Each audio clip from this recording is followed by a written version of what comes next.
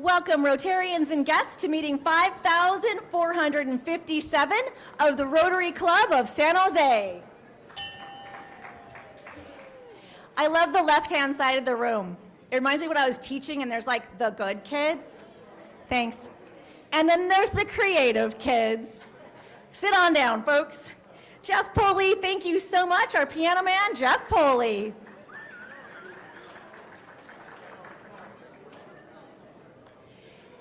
Today's greeting line was hosted by your Pause to Consider committee. There's the group that works with animals and gets them all their care and needs. Sometimes they volunteer at the Humane Society, they collect food donations, they cover veterinary bills. Pause to Consider. Most of which are still standing in the lobby chatting. All right, guest introductions. Today we have on red badge, we've got Shannon Corpus and Chelsea Souza, is that correct? Oh, fantastic. Chelsea and Shannon, please reintroduce yourself to the club. Afternoon, I'm Chelsea Souza, Chief Development Officer with Pivotal. Michelle Loxon is my sponsor. Wonderful to have you. Hi there, everyone. Thank you, Heather. My name is Shannon Corpus. I am a financial advisor at King Wealth Planning, and my sponsor is Dagmar Schildbach. Wonderful. We can applaud for that. It's such a funny energy in the room today. It's great. For those who visiting Rotarians and Rotarians with guests, please stand so our traveling mics can find you. All righty. We're getting there. Got some in the front. While they're getting there, I want to announce my guest. I've got Kimberly Mulcahy, who's my guest. Welcome to the room, Kimberly. And thank you. Yay. Thank you. And I've got Yuen Nguyen somewhere in the room. She's the owner of the Fountainhead. Yeah, there she is. Hey. Fantastic. And we've got a few other guests. Okay, please, Ed Sagason. Thank you, President Heather. Ed Correa, President of Sagason Technologies. I am privileged to introduce to you my good friend Jeff Knott. He is the author of One Thing, 1 Week. He's also the owner of Altus Business Solutions, where he helps small and mid-sized service businesses find profitability and their way home to the dinner table at a reasonable hour. Very Jeff nice. Welcome, Jeff. Great to see you. Hello, President Heather and everyone. Wave at me. Oh, there you are. Hi there. Hi, I'm Vivian Tran with Hoover Kopelka, Family Law Attorneys. My sponsor is Sarju Naran over here. Today I have with me T. Tran, 2025 Vietnamese Bar Association of Northern California President. Wow, thank you for coming. Yeah. All right. Hi, Pam Foley. Hi there, President Heather. How are you? I am fabulous. It's so fun to be here, and I'm privileged to introduce your guests.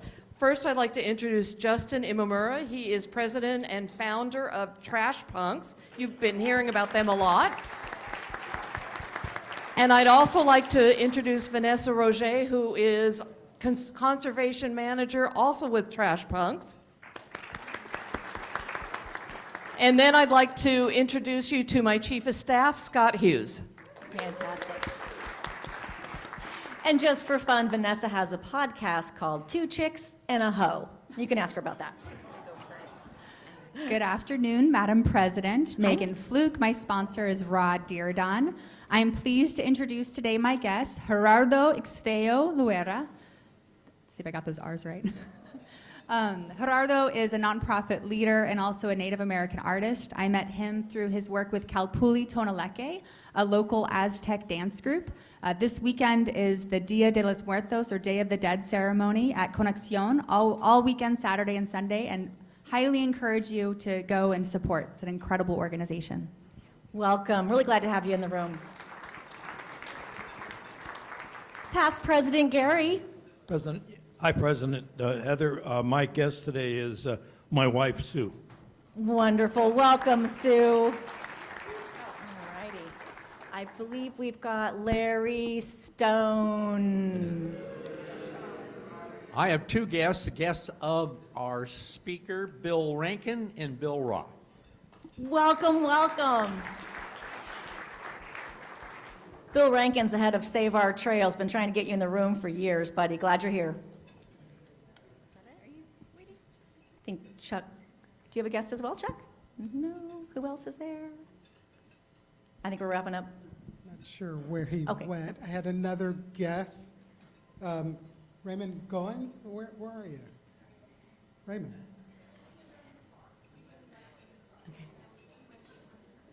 Well, Raymond's here. He works for Debug. Great, thank you so much. I also want to announce my very special guest, Rotary first son, actually it's my second son, Noah Lerner. He's back there also. And the Prince of the Commonwealth of Dalziel. Fabulous title, fabulous title. Someone welcome Noah to their table. He's just standing there back with a plate of food. Come on in there, Noah. All righty, and did I catch them all? All righty. Next, occasionally we do lose long-term Rotarians, and we make it important. It's important that we create time to remember them. Gary Giannini, will you tell us more about Jim Little?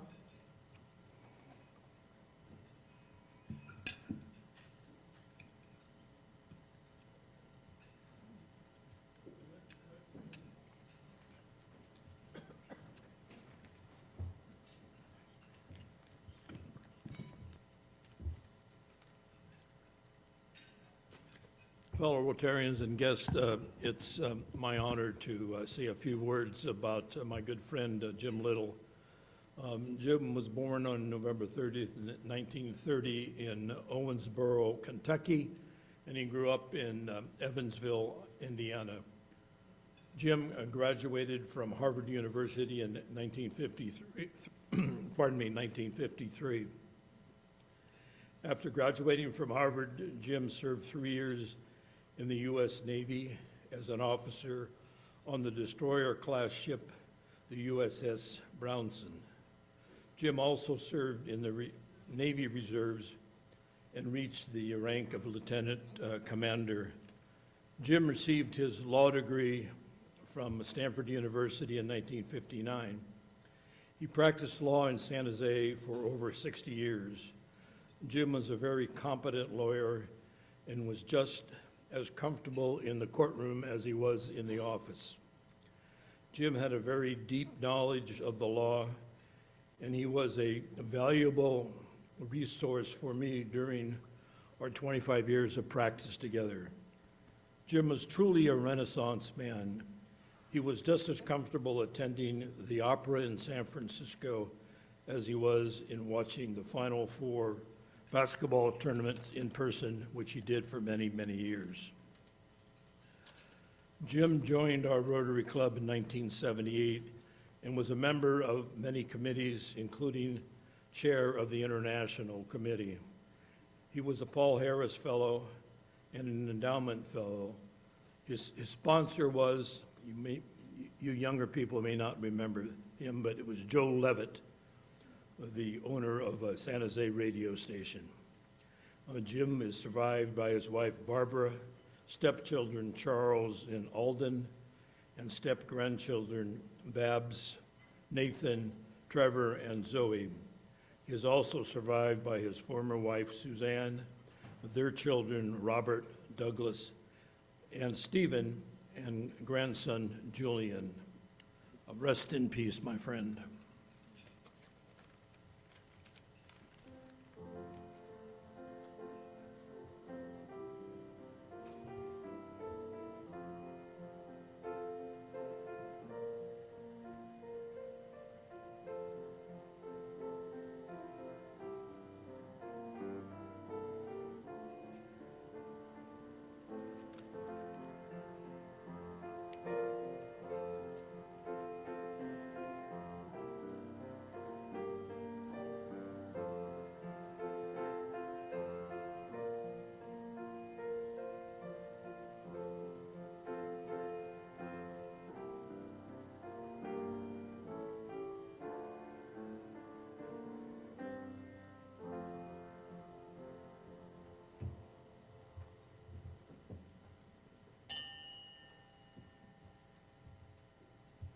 Thank you, Gary. Moving on to a different pace entirely, pardon the abruptness. New member introductions. Matt Robin and Mike Bohr. Please bring up Artie with you here.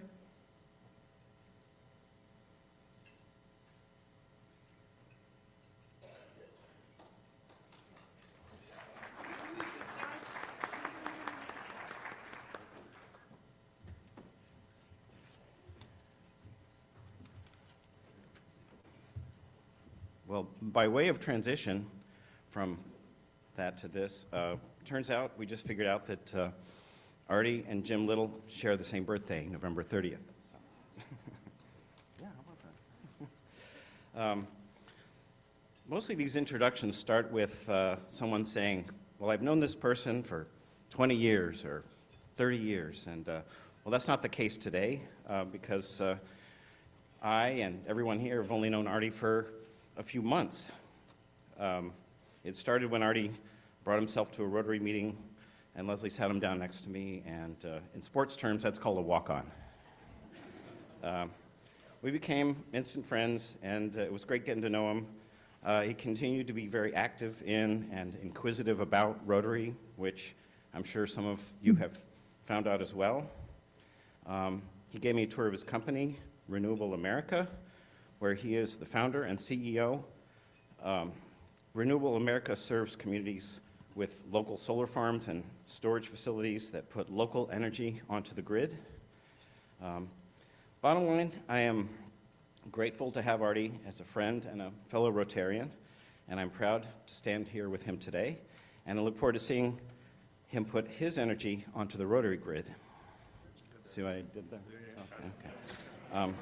Yeah. So that is part one of Artie's introduction.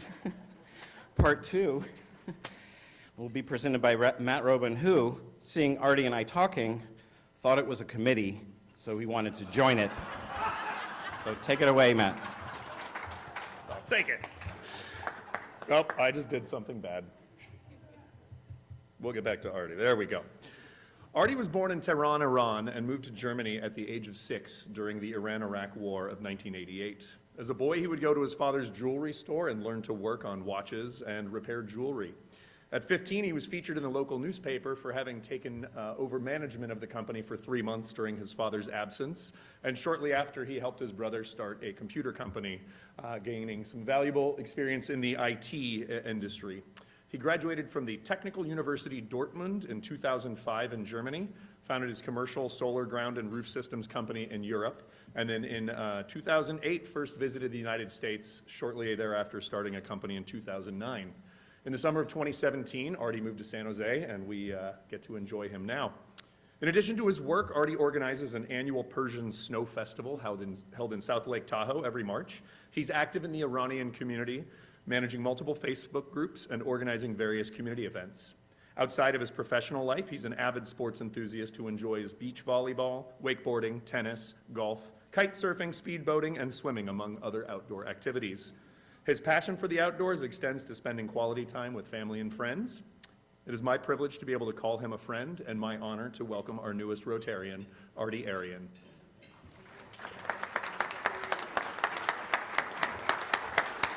Thank you all. It's a pleasure.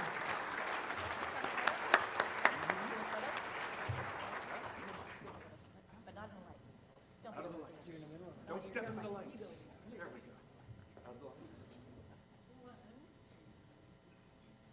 Thank you. Welcome. How fabulous is that? Thank you. Next up, Sandra Jewett. Today is World Polio Day. Actually, tomorrow's World Polio Day, but we're overachievers, so we're celebrating a day early. Sandra, come on up.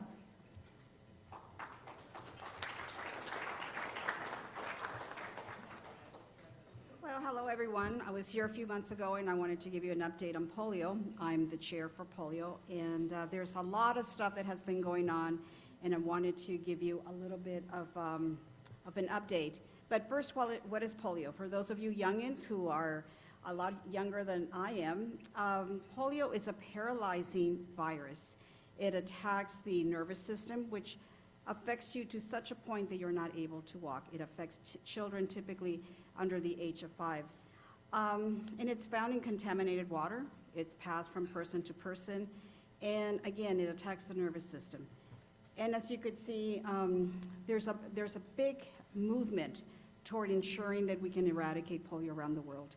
With that, we have the Global Polio Eradication Initiative, and it's comprised by national governments, and it also partners with 6 organizations such as the World Health Organization, the WHO, Rotary International, CDC, UNICEF, the Gates Foundation, and the Gavi, the Vaccine Alliance.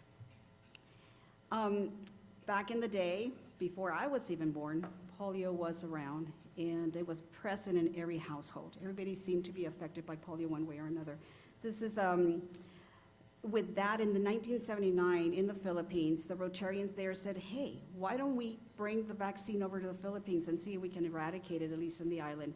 It was so successful that now we have contributed $2.1 billion, countless of volunteer hours, and 3 billion children have been vaccinated in 122 countries. Because of the decision that we've done to really make an impact around the world, we have local governments who have contributed over $10 billion to this effort. So how are we doing? Well, we've decreased polio around the world by 99.9%. 99.9%, that's amazing. It's amazing, you know. So thanks to this vision, we have 20 million people who are walking, who would have not been able to walk. 1.5 million people who are alive today because of those efforts. But in Gaza, in July 2024, just 3 months ago, the poliovirus type 2 was detected.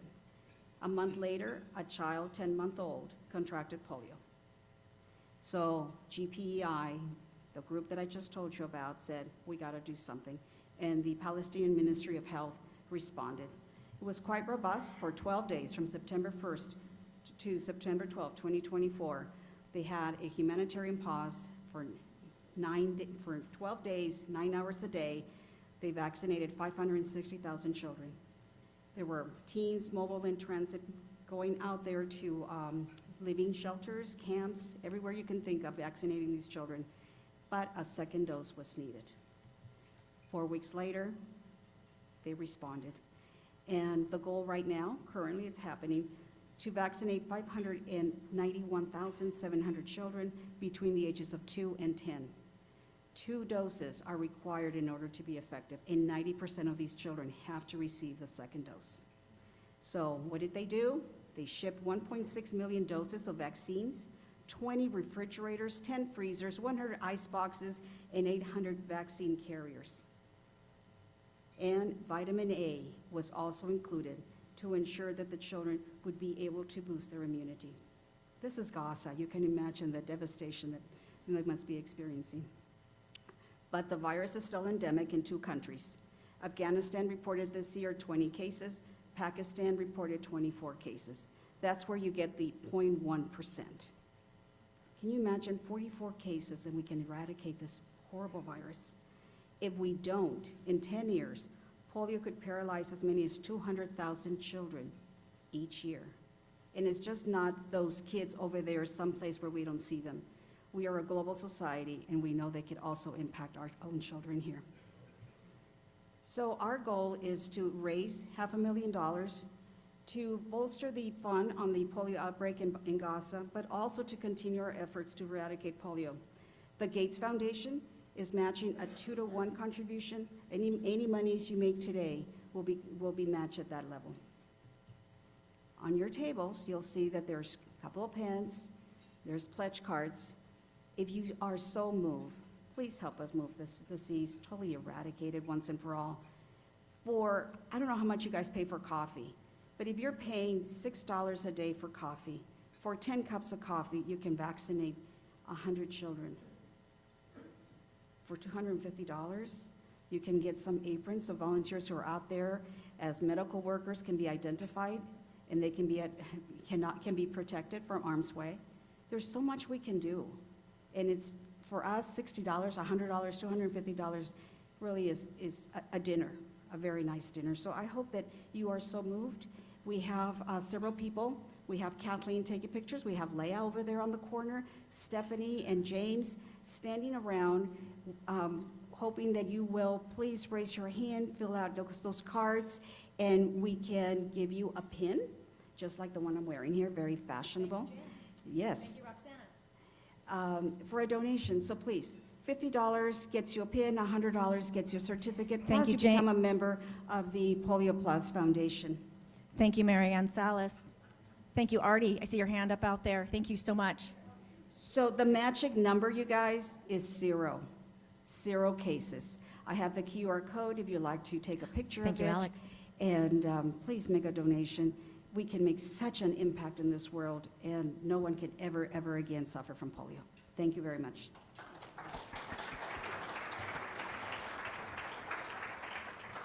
Thank you so much. Please continue to fill those out as we continue the program. I don't know if Sandra mentioned she's got some nice pins out there for those that contributed.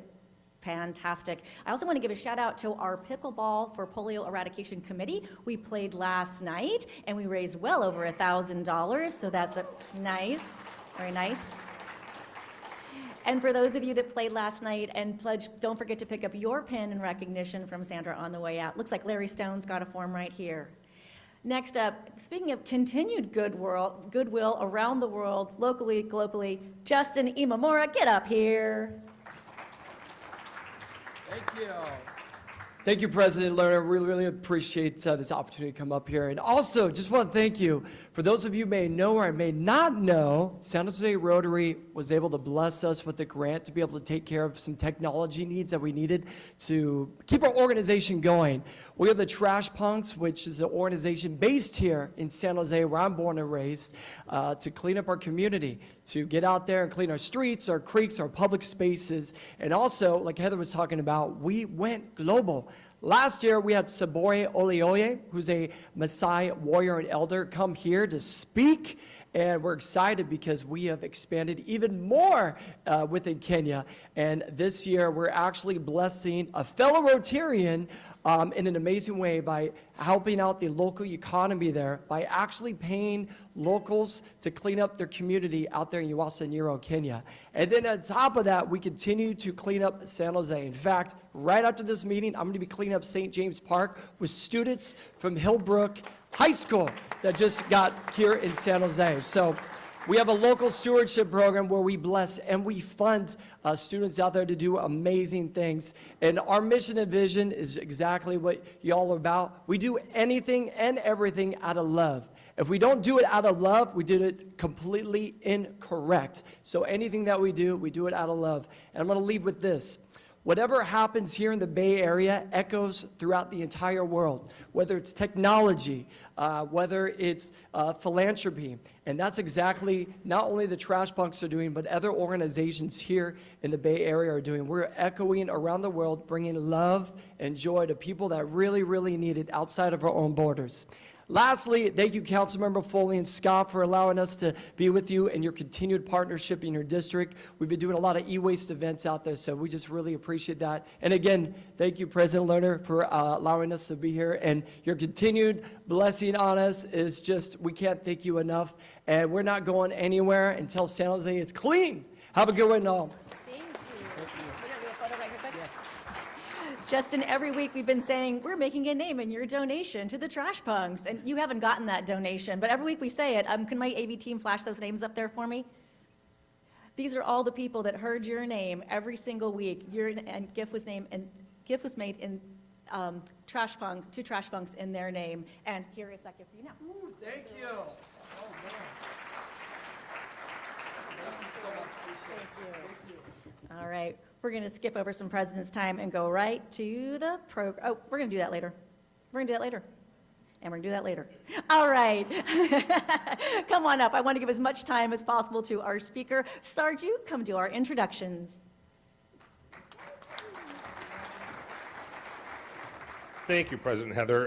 It's my privilege today to introduce our guest. We have some really amazing speakers, and Dave Cowan's been doing a great job with programming this year, right? Let's give him a hand. We're used to having our speakers from outside of our club, though, and we don't want to forget that we've got some really amazing people who are members of our local Rotary Club, including today's speaker, who is Chuck Cantrell. It's my privilege to introduce him to you all. For those of you who have not met Chuck, I've gotten to know him over the past couple years.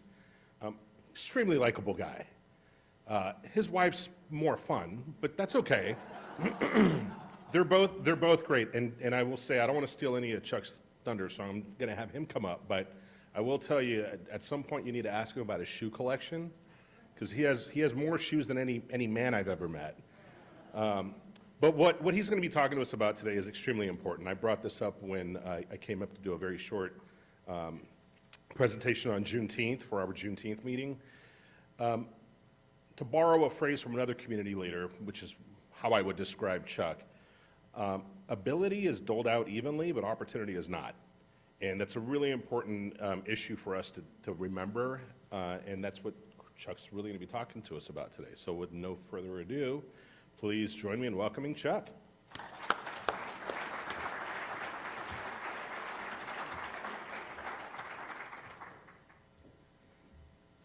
All right, let me see if I can get this right. Okay, yes, I got it right. All right. Hello, everyone. I'm Chuck Cantrell.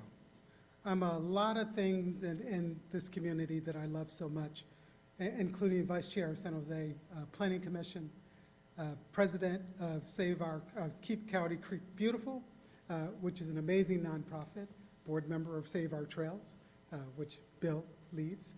I'm also a social economist. I spent most of my career working for very large corporations, helping to, while you sleep, get into your wallets. So I'll apologize for that.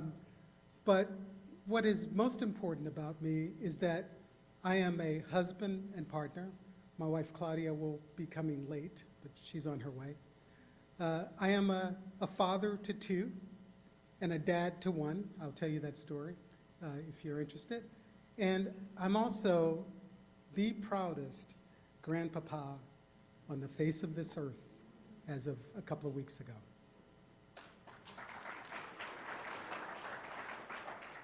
So what's interesting to me about me is the fact that I have this real love for data. I spent most of my career mining data and understanding of consumer behavior to help my clients. My interest doesn't go away from that. Along the way, I found some really interesting things embedded in that very same data. I was, quite frankly, terrified when I realized something very unique about our county, Santa Clara County. For more details on that, actually, you'll see a QR code on your table. That's to the video I produced called Dying to Stay Here. And it actually goes through some detail of what that story is really all about. I'm going to really call on you as citizens of our community to actually spend 8.5 minutes of your life watching that video. I think it's really important, and it tells an untold story of what it's like to be black and dying in Santa Clara County, okay? Now, with that, we ask, why does race matter? Well, the reality is race matters because outcomes matter.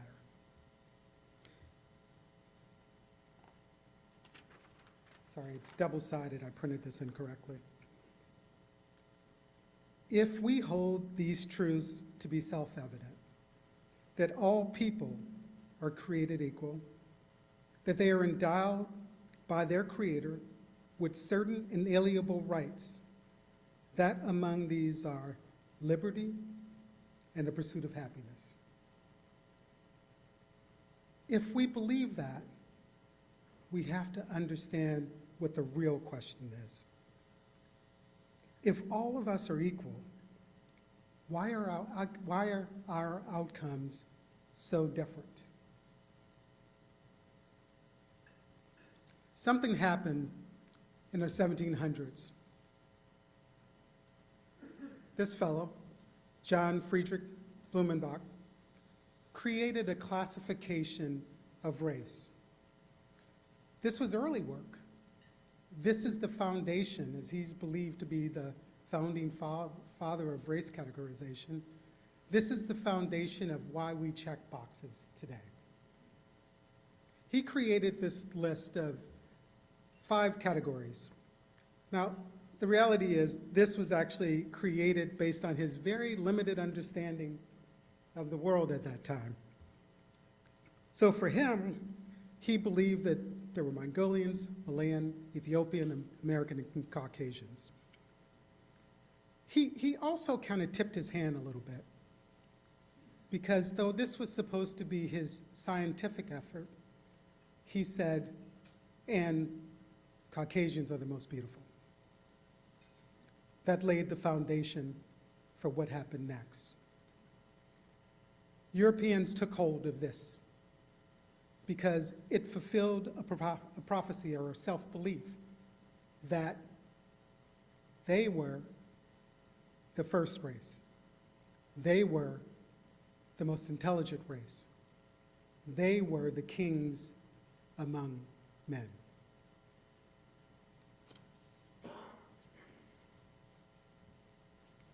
Well, didn't take long for that to take hold in the US. We actually had to make some adjustments because our makeup was a little bit different. So instead, we have white, black, Hispanic, Asian, and indigenous. Now these things have changed over time. The ranking changes over time. And when I say ranking, when we create categories, we often rank those categories. So if you look throughout our history, you will notice some shifts in the data. You'll notice, if you look at employment data, significant shifts that actually move Hispanics up Asians up quite a bit, and Hispanics down. But something about this categorization never changes. Can you guess what it is? The top and the bottom. They never change consistently.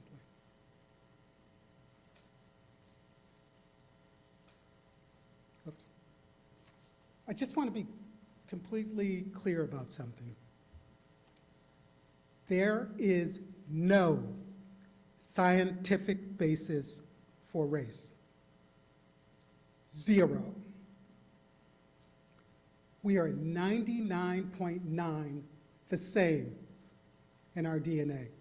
As a matter of fact, the difference between us and that little percent that's left is actually not racial, as we call it. It's to say that, Alex, you are more likely to be more different than Larry than you are from me. It's individual. So, as F.S. Collins said, the Human Genome Project has helped us to confirm how remarkably similar all human beings are, 99.9%. At that DNA level, 99.9%, those who wish to draw precise racial boundaries around certain groups will not be able to use science as a legitimate justification. But despite that fact, we spend our days and of our lives checking boxes.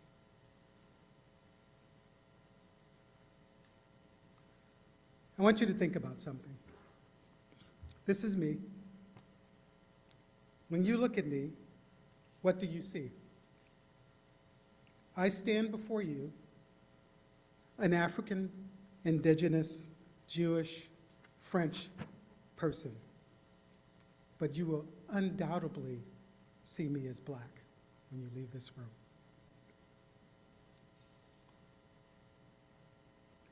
That carries significant impact across our society, because functionally what we are doing is picking winners. And when we pick winners, we pick losers. Unfortunately, those losers often look like me, and these are some of the icons, or some of the items or the data or the things that happen to them as a result of that choosing. If we look at the maternal mortality rate here in our valley, it is actually, well, sorry, go back one. Reverse. It's actually at 58 per 100,000. That is more than triple that of Hispanic and whites, and 4 times that of Asians. These are people who are literally dying. And the only difference between many of your outcomes and their outcomes is that they appear black. Let's look at the infant mortality rate. These are people, these are births, these are children who die, who have developed none of the traits that we believe make us different yet, except for one. They are black. Those children are dying 7.9 per 1,000 in our community. That's more than 2 to 4 times that of other groups. The only constant is that they are black. When I watch these things happen, I feel like I'm watching genocide in slow motion.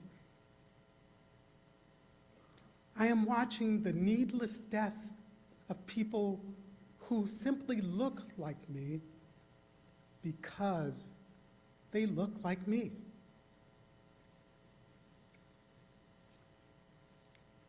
When women who have those babies and the babies that those women have die at these alarming rates, what are we left with? When we look at the population trends of Santa Clara County, and if you watch the video, you can fully understand that. So scan the QR code and definitely watch. We see a continuously diminishing black population for over 30 years, consistently for over 30 years. And it's accelerating.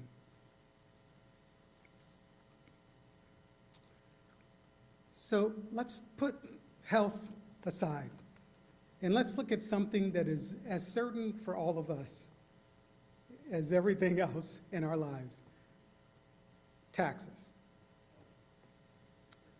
Now you say, how does race matter? Well, it does. In a Stanford study recently, they found that blacks were 3 to 5 times more likely to be audited. Why would that be? Well, someone along the way developed an algorithm, and that algorithm makes that choice.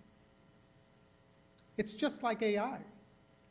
When I stood here a few weeks ago and said, I'm concerned about embedding our characteristics as humans where we fail into something that's automagical, that produces outcomes for us that we won't be able to trace back. 3 to 5 times more likely.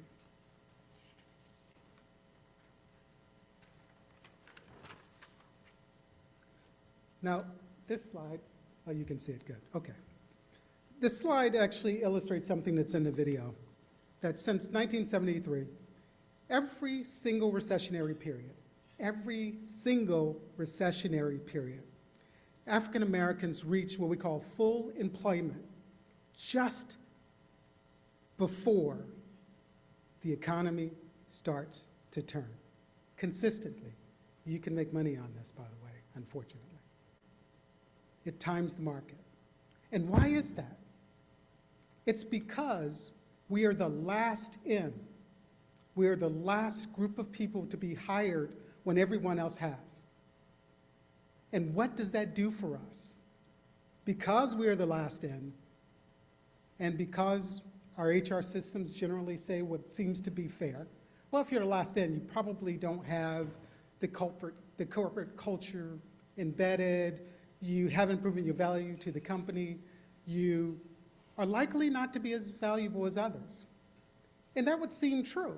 Even I might buy that argument, except that African Americans in layoffs are predictably first. So we are the last in, and we are the first out. And if you don't already know it, earnings and wages make the biggest difference in our lives in this valley, certainly.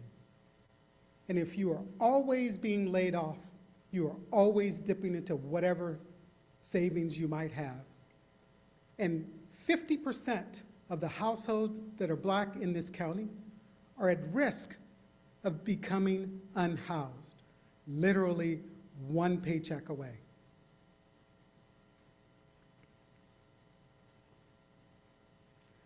Well, I hear all the time, employment is determined by education. And that is, at some level, true. But still, even with a college degree, Blacks are still half the employment rate of our white counterparts. Let's go a little bit further. Let's look at college majors. Now, we live in the Valley, and I have heard this so many times, it makes me want to just slap the person who says it. African Americans just don't major in technology, and that's why. Well, my answer is generally, oh, I didn't realize Facebook didn't have any marketing roles. I'm sorry, I thought Google sold products? All managers are technology people? No, but we represent less than 1% of most tech leaders in our valley. While at the same time, our computer science majors still employed at half of our white counterparts. So even if they have that training and that degree, they still don't fare well. So is it different at all levels of employment?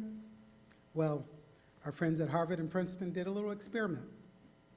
They took a pool of people who all had the same qualifications and found that once again, African Americans had a 50% success rate.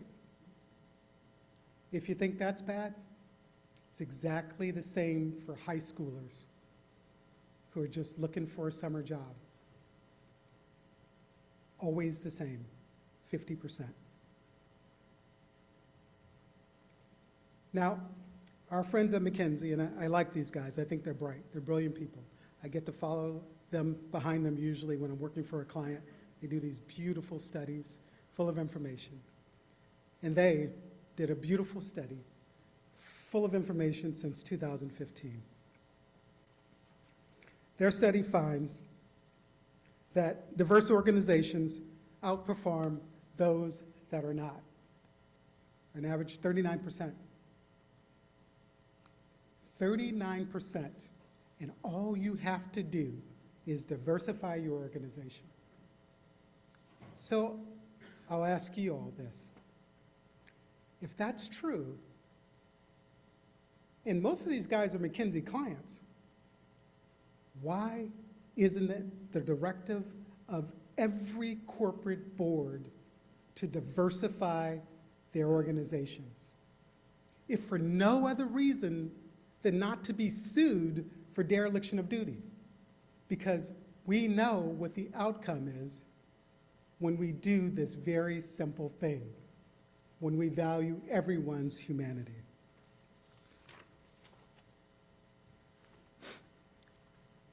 So over time, we've actually been able to shift the dime. There are a couple of times where we had the most impact on changing this perspective, at least on Black race. In the civil rights movement, and by the way, the red boxes indicate things that are consistent across the board from that period to this period, those red circles. It's jobs, and it's the way we're treated by police consistently. So those common threads are that we actually come together. When I say we, it's a we, it's us. These are periods in our history where we were all moved to walk the streets together, arm in arm, saying to everyone, this cannot stand.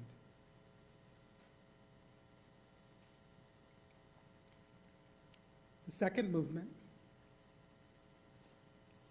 is what we call the Black Lives Matter movement.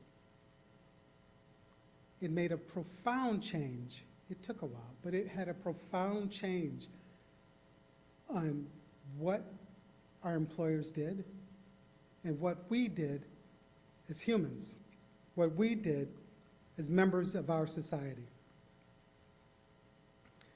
After hearing about the deaths of several unarmed Black people trying to live their everyday lives, and it culminated in the horrific death of one man, it changed our nation's perspective. As we watched repeatedly, we could not reconcile what we were seeing. We witnessed a police officer with contempt for the human life of a Black man put his knee on his neck, ending the life of George Floyd as he called out for his mother. We witnessed the murder of a man over the attempt to use what was believed to be, but never actually proven, a counterfeit $20 bill at a convenience store. A death sentence without a jury or a judge.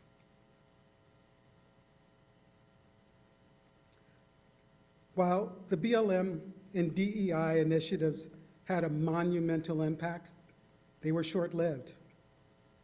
The backlash soon followed. But something actually happened. Something that has never happened before. I noticed this when I did some research earlier. This represents the closest gap between Black and white employment in our entire history. It has never been this close, but we know it's possible now.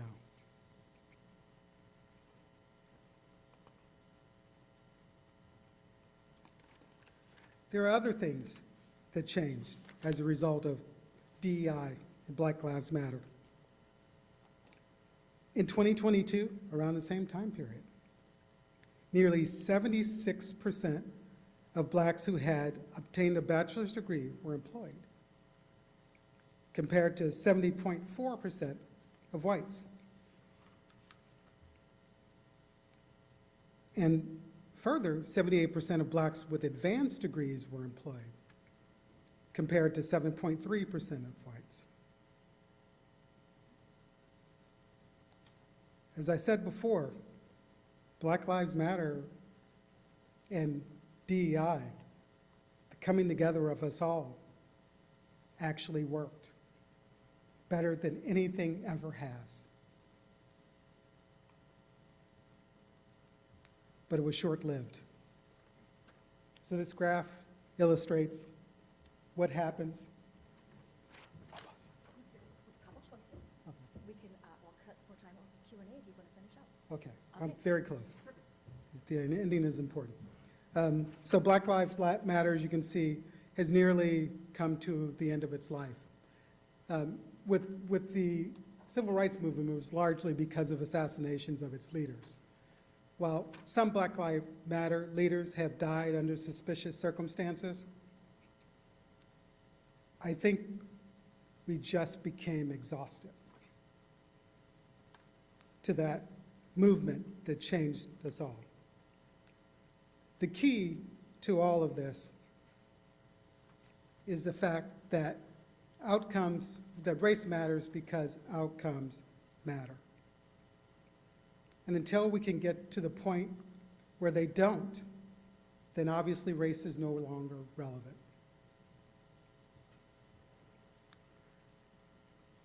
I learned from a good friend that nothing changes without discomfort. There's no reason for it. The discomfort of getting out of your seat and marching with others changes things. So I don't want you to be as comfortable as you are right now. I want you all to stand. Oh, slides disappeared. Oh, there it is. Okay. I want you to stand. And I want you to repeat after me. I see you. I know that we are more alike than we are different. And that what is different about us is where the beauty of humanity lies.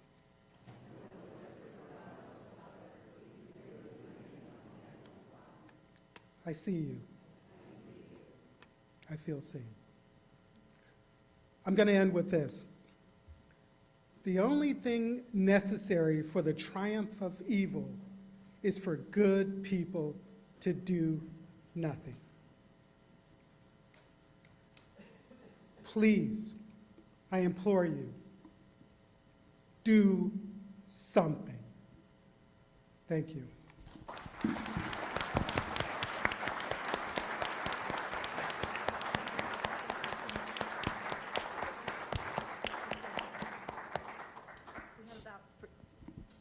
We have about 3 minutes for Q&A, and then we'll wrap up. I've already got, here comes Chelsea to Fernando, and then we've got Larry next, please.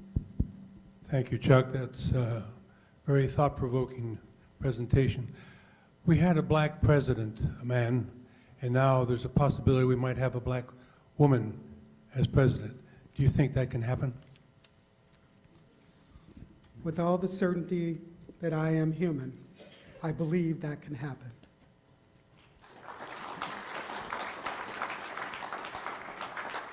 I'd like to follow up on Fernando's question. We have an opportunity, a good one. It's really great to be able to talk about politics legitimately in this club, but I'm gonna find to you. have a black female president. But there's a lot of talk over the last couple of weeks about the erosion of the black community in supporting a black woman. What do you say about that? I've said this to other people, and I'll be completely clear. I believe that women will save us all. I want to be clear. Good answer. They come equipped with the empathy, understanding, intelligence, and capability that, frankly, sometimes evades us men. I believe that anyone who looks at Kamala and says, as a black man, I'm worried or concerned about her, they should go talk to their mother. My mother would have said, boy, are you crazy? The reality is, this is a profoundly experienced and capable woman of different races. She's not simply black. She is human. This human is special because of her capabilities. She deserves to be president.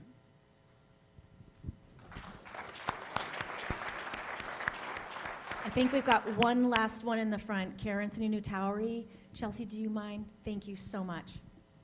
And we'll finish with your question, Karen. No, no one, we don't do that here. It's inelegant. You deserve respect of a microphone. Thank you for your talk today. I'm interested that you didn't have any statistics about the disproportionate number of black people who have been wrongfully convicted. Yes. Why was that? Because if you look at our lives, specifically in this valley, it is consistently negative against nearly every single measure. That is one of many. We don't have 3 days to go through this, unfortunately. But you can. You can look into this. As a matter of fact, I'm trying to find sponsorship for a podcast to go through these things in serial so that we can all understand what's happening in our community. Another thing that has changed since the BLM movement is the incarceration of men, of black men, has increased once again. Even though we've vacated some people call them prisons, I call them free work programs. Even though we've lessened the number in there, we still see a significant increase of black men in prison. Now, this has an impact on specifically our ability to create more black lives in our community. If you're in prison, probably not fathering a lot of people. And when the women and babies die, in combination to this, we're in trouble. Imagine your community in what my prediction is about 35 years without me. Imagine your lives without the richness of one race, as we call it, in our daily lives. I'm telling you, this is where we're going. This is how this will play out unless we get uncomfortable with that fact and work to change it. Thank you so much.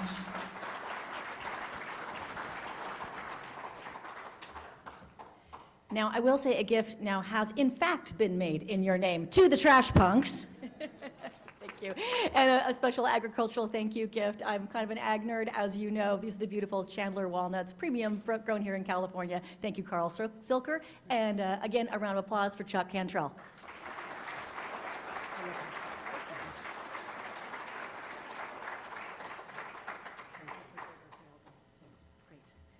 All righty, thank you so much. All right, next week, our speaker is going to be Mark Purdy, A History of the San Francisco 49ers. Many fans in the room? What? I mean, I know I'm not like a big fan, that's obvious, but I know you all are. Come on, come on. There's a QR code up there, and we're doing some pre-orders for the books. We do expect there to be some nice, some autographing of books in the lobby afterwards, so if you're interested in that, please do that. And then final thoughts, I'll skip through a few of the things. We're going to be doing some fun finds next week. I want to give a big shout out to the Next Big Project Committee that launched the mobile medical clinic this week. Great job that is already in the hands of providers and already rolling out there. Wonderful, wonderful. I just want to say a special shout out to my son, Noah. Thank you so much for always supporting me and just being here. Tech, AV, gala, behind the scenes, just being here. Thanks, baby. I'm glad you're here. We had so much fun this week. One last shout out to the International Committee. Your feast was fantastic. Thank you so much. You'll be hearing more about the water project in Peru. As always, read your bulletin, stay tuned. Don't order your lunch at 12:59 on Mondays, and we will see you here next week.